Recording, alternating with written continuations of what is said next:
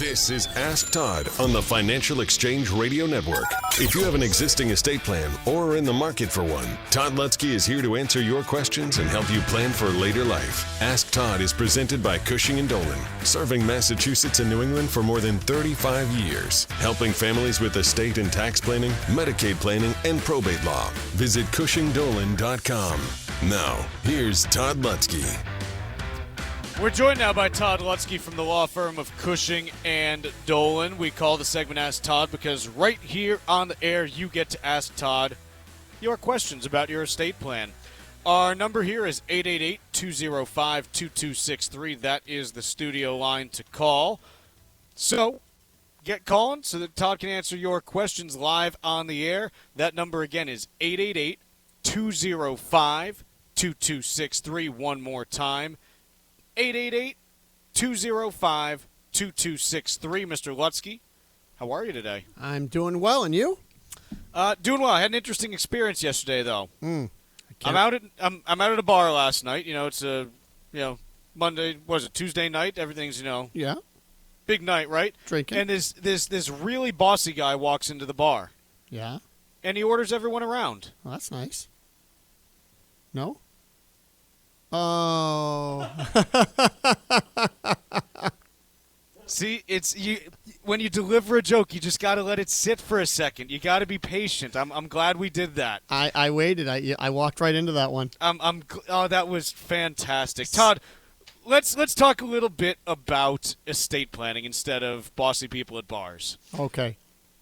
Let's say someone has done an estate plan. They've gone out. They've maybe done trust work. At the very least, they've put some legal documents together. It's getting colder now. Let's say this is the year they say, you know what, I'm getting out of New England. I'm moving to Carolina, Arizona, Florida, wherever it may be. Does that person have to go and do completely new legal work just because they've moved to a new state? Yeah, great question. It happens a lot, and a lot of people, whether it's the time of year or whether it's, as I see it, just people who have been living somewhere for a while and have decided to change residency, and you're right, it's cold, and they want to go where it's warm, perhaps.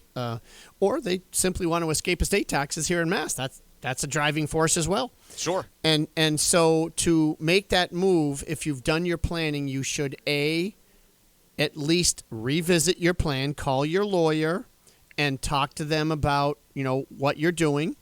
I would say that likely your trust, be it a revocable trust, which many of you might have, or an irrevocable trust if we're talking about protecting assets from the cost of long-term care, either one, you likely will not have to change that. Now, that's the heavy lifting, right? That's the big piece of the estate plan. That's obviously the bigger cost piece, and it carries all the weight in terms of what you're doing from an estate planning standpoint. You probably can have that stay the way it is. Now, some of you might say, listen, I want to change the situs. What the heck is that? You can go in your document and say, I now want it governed by the laws of the state of, let's say, Florida. So, or New Hampshire are two popular places. So you can do that. That's called changing the situs. Or you don't even have to. You can leave the situs Massachusetts. That just means that the laws of Massachusetts will govern that trust document. That's okay. Remember, federally, it's the same in every state. So you don't have to worry about that. And what I would change for you would be the basic documents. Let's say you go to Florida. You want to make sure that you update your will, your healthcare proxy, your power of attorney, your living will, the HIPAA form. These are basic documents, important, but they tend to have a state format that you want to follow. So that's one reason to do it. And the final reason to do that is, remember, you're trying to prove to Massachusetts or whatever state you're leaving that you left.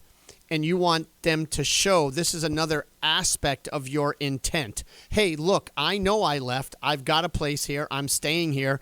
And look, I even changed not only my driver's license and voter registration, but I changed my estate planning documents, furthering your intent that you've made the move. So long-winded answer, but it's complicated when you change residency. Just the right amount of wind, in my opinion. Talking with Todd Lutsky from the law firm of Cushing and Dolan. The studio line here, if you've got a question for Todd, is 888-205-2263. We're going to take a quick break right now, but when we come back, it's going to be right to your calls with Todd. That number is 888-205-2263. One last time, it's 888-205-2263. Quick break, then your questions with Todd. Ask Todd with Todd Lutsky every Wednesday at 10:30, only here on the Financial Exchange Radio Network. You're listening to Ask Todd with Todd Lutsky on the Financial Exchange Radio Network.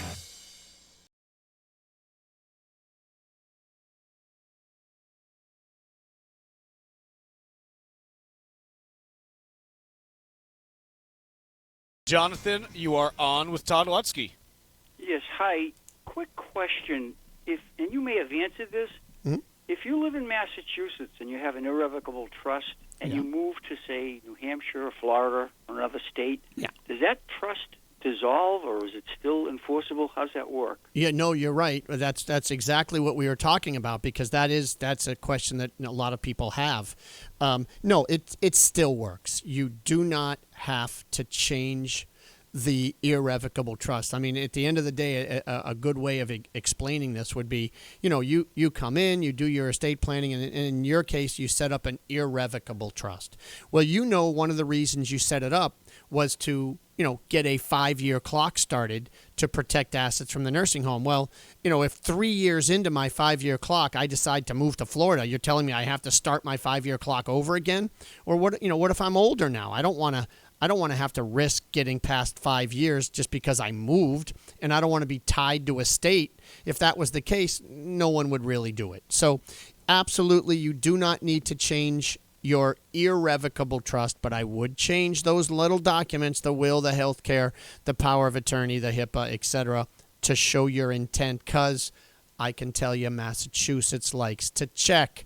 They don't just believe that you're a non-resident. They will do their diligence to make sure that you've stayed out of this state 6 months in a day and changed other things like your driver's license and your voter registration, and where do you file your federal income tax return? What address do you put on that federal form? Then it better be the Florida address. And, are you filing a non-resident mass return for any reason? If you happen to have income here, that's okay. Make sure those I's are dotted and T's are crossed. So hopefully that's helpful. But folks, overall, we are approaching, the getting close here to the end of the month and end of the year. The guide we're giving away is a tale of two objectives, and it deals with these issues. So it deals with both, actually. It deals with the revocable trust, which is a way for you to understand the federal estate tax, the change in federal estate tax that's coming, and it shows how the revocable trust work to reduce the estate tax and avoid the probate. You can even put your own formula, your own numbers in, your own estate numbers in, and calculate it. It explains portability and how to use portability to your advantage of these unused exemptions. But most importantly, when I say it's a tale of two objectives, for all of you who want to avoid estate taxes and also want to protect assets from the nursing home, it talks about how an irrevocable trust accomplishes those objectives, and finally explains the new Massachusetts estate tax exemption and how it works. Folks, it's really a guide for everyone. Call and get it, 866-848-5699 or legalexchangeshow.com. A tale of two objectives, 866-848-5699 or legalexchangeshow.com. Another call for you, Todd. We've got Lisa in Sandwich on the line. Lisa, what's your question for Todd Lutsky?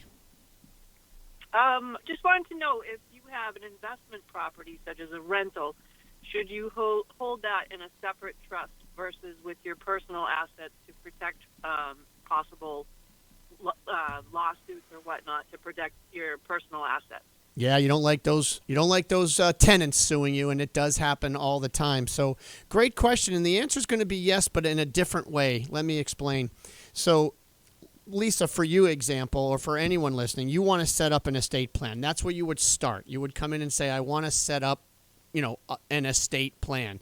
Okay, I want a revocable trust, and I want to put my assets in that revocable trust, and that would include your house, that would include your investment portfolio, your bank accounts if it's revocable.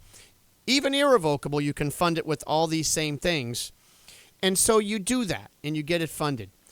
You were saying, do I need a separate trust for the rental because I don't want to expose my other assets, all my personal assets, to this creditor? So it's not a separate trust. It's an LLC. So you need a limited liability company in order to put the rental property into it. So we still have the revocable trust over here, your estate planning trust, funded with all your other assets. But over here you have a LLC, and you put the property, deed it directly into there. Why? That's where the creditor protection comes from that you were looking for, Lisa. In other words, it says now if it's in the LLC and somebody gets hurt on the property, they're going to sue the owner of the property. Well, if the owner was you, Lisa, whether it's in your trust or not, they're going to go after all your personal assets because they're going to go after everything you own. But if it's in the LLC and the lawsuit comes, then they're going to sue the owner, which is the LLC, and not you, right? You are just a shareholder in the LLC, so they don't sue the shareholder, they sue the entity. And if the only item in that entity is the building, that's all they can get. So please keep your commercial umbrella insurance in place to cover that liability, but at least they don't sue you. Not to stop there, but then you take the shares of that LLC and deposit those into your revocable trust. So it's still in there, but in the form of a share rather than the actual asset, so that you still get to use it to avoid probate and or shelter estate taxes if need be. So hopefully that helps. Todd, I've got one more for you, but we got to be quick. Angie and Spencer, what's your question for Todd Lutsky? I have an RMD that I would like to get out of because I want that money to be liquid. They're out in Indiana. What can I do? Well, I didn't quite understand. So you've received your required minimum distribution from your qualified plan. Is that what you're saying? I have been for the last 17 years. Good. How can I make that money become liquid? Well, when you take the RMD, it's usually already liquid cash, isn't it? You got the money. And so if you didn't and you put it in your bank account, it's liquid. If you've invested it inside of, let's say, a stock or a bond, simply call your broker and say, I want to sell that stock or that bond. And when you sell that stock or bond, it will become cash. And once it's cash, you will have the asset. So you will have it as cash. That's liquid. And then you can, make a gift if that's what you want to do, or, if not, I don't know. I guess you're just looking to make a gift at that point to your family members out in another state. So I think that's exactly how that works. So I hope that helps a little. Mr. Lutsky, it's been a pleasure speaking with you today. Thank you so much for the time, and we will be catching up with you after the Christmas holiday. That sounds great. You have a great holiday. All of you have a great holiday, and thank you. The views expressed in this segment are solely those of Cushing & Dolan. Armstrong Advisory does not provide any legal or tax advice. Please consult with your legal or tax advisor on such matters. Cushing & Armstrong do not endorse each other and are not affiliated. This has been Ask Todd on the Financial Exchange Radio Network. Ask Todd with Todd Lutsky has been presented by Cushing & Dolan, serving Massachusetts and New England for more than 30 years, helping families with estate and tax planning, Medicaid planning, and probate law. Call 800-393-4001 or visit CushingDolan.com.